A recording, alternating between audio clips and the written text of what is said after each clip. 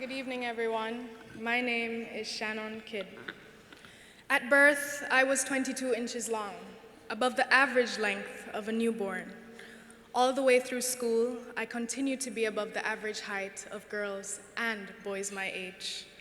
I slouched to hide my height and tried desperately to fit in. I did not want to stand tall. Although I'm an American citizen, I grew up on the island of Jamaica. I tried to fit in with the daily activities that my friends enjoyed, but they were not in my comfort zone. I enjoyed pulling things apart, putting them back together, and building things. They unfortunately did not. I recall one Saturday morning accompanying my mom to the mechanic. Her old car was wobbling. The mechanic told her the tires were out of alignment. As I watched, the mechanic removed the lug nuts, then he took off the lugs and jerked the tires until they were detached from the car. I was fascinated by the process and asked if I could remove the next one. He looked at me from my ankle up to my head, a rather long distance. He was obviously reminding me that I was a girl. As if to challenge me, he gave me the tools and stood back with his arms folded. It was my turn. Lugs off, nuts gone, tire removed. If we had mics to drop back then, I would have dropped the mic.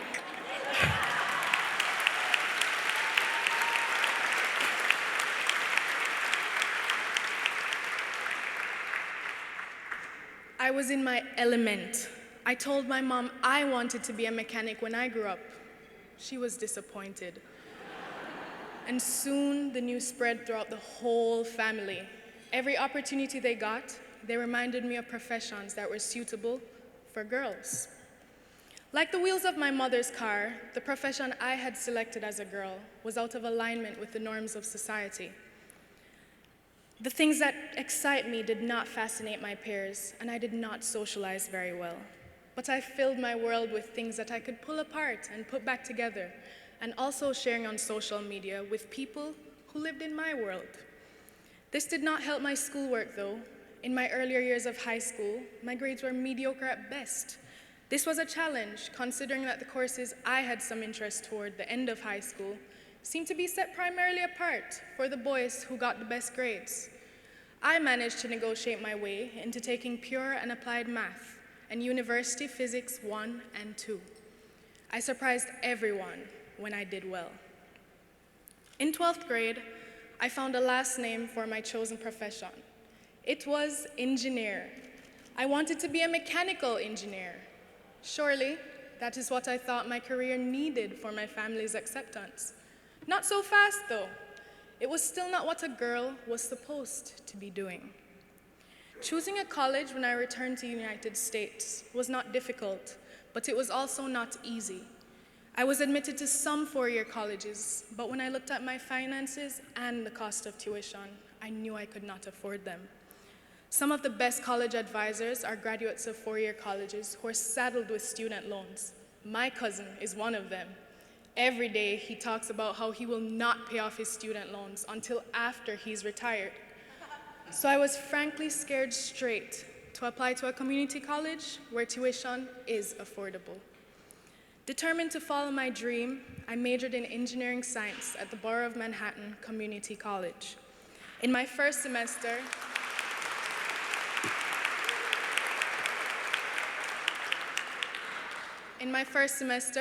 I was also invited to join a leadership program in the Office of Student Activities. Although I continued to be a somewhat reserved person, the leadership program gave me my voice and showed me many opportunities at the college and beyond. I joined the Science and Robotics Club where no one cared if I was a girl, and where I pulled things apart and put them back together with like-minded students. For the first time in my life, I felt I didn't have to slouch. My classroom experience was equally rewarding. Before I take a class, I do what most students do. I go to the website ratemyprofessor.com and look at what my peers say about a professor. I looked for the name Professor Barbara Lawrence. There it was in uppercase. Do not. She will give you so much homework that you will have nightmares. please have mercy on yourself. Do not take her class. Although I could hear the yelling of the uppercase, I kept reading. Another student wrote, Professor Lawrence is amazing. Her class is hard, her tests are hard, her homework is massively difficult.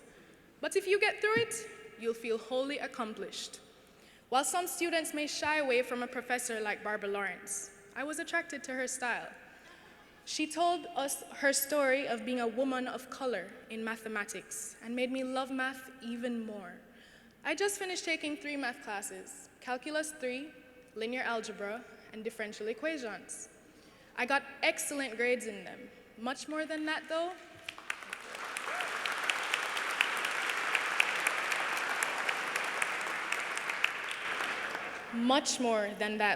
is how much my peers and I enjoyed the experience.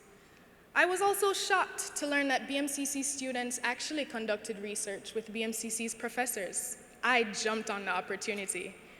I have been conducting research on carbon nanotube reinforced epoxy with my mentor, Professor Ardebili.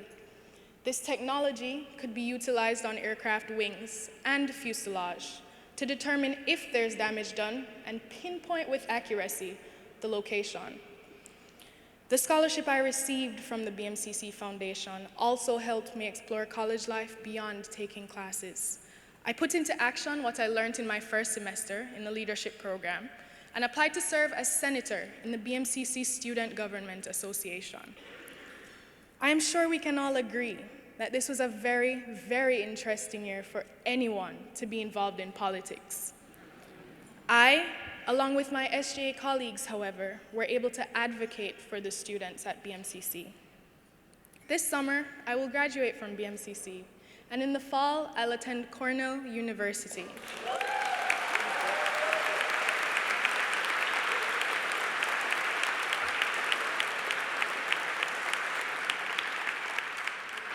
You helped me stand tall, and you helped me reach new heights.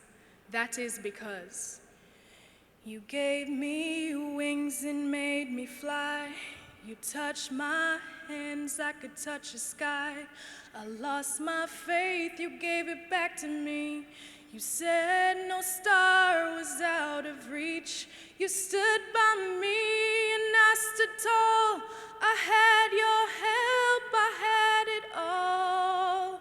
I'm grateful for each day you gave me. Maybe I don't know that much, but I know this much is true. I was blessed because I was helped by you.